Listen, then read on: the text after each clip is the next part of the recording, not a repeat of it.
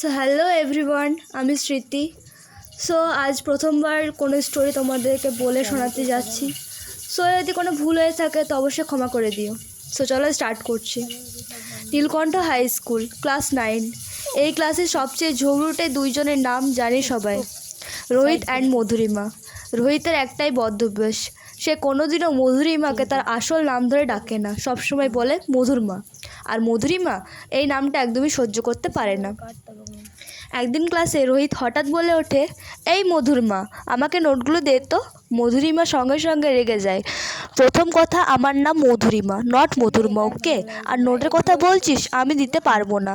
রোহিত ভ্রু কুঁচকে বলে, কেন? মধুরিমা ঝাঁঝালো গলায় উত্তর দেয়, আমাকে কি তুই নিজের চাকর পেয়েছিস? রোহিত একটু থেমে গিয়ে বলে, ঠিক আছে, দিতে হবে না। তুই বাদে তো আমি আর কারো কাছ থেকে নোট পাবো না জানো। আরেকদিন হঠাৎ দেখা যায় মধুরিমা রোহিতের বেঞ্চে বসে পড়েছে। রোহিত এসে রেগে গিয়ে বলে, এই মধুরমা, তুই আমার সিটে বসেছিস কেন? মধুরিমা চোখ বড় বড় করে তাকিয়ে বলে, তোর নাম লেখা আছে নাকি এই সিটে? রোহিত বিরক্ত হয়ে বলে, দেখ মধুরমা, আমার সিটটা ছেড়ে দে। মধুরিমা ঠোঁট চেপে বলে, প্রথমেই বলি, আমার নাম মধুরিমা, নট মধুরমা, ওকে? ক্লাসে সবাই চাপা হাসি আসে।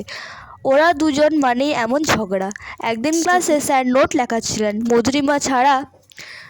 মধুরিমা তাড়াতাড়ি লেখা শেষ হয়ে যায়। সে শান্ত গলায় বলে, স্যার, আমার নোট লেখা হয়ে গেছে।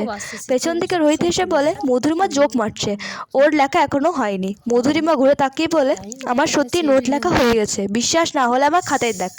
একদিন হঠাৎ স্যার ক্লাসে ঢুকে বললেন, আজ থেকে বেঞ্চ ভাগ করা হবে। রোহিত আর মধুরিমা, তোমরা দুজনে একই সিটে বসবে। মধুরিমা সঙ্গে সঙ্গে বলে ওঠে, স্যার, আমি ওর কাছে বসবো না। স্যার একটু কড়া গলায় বলেন, কারণ? এমনি স্যার।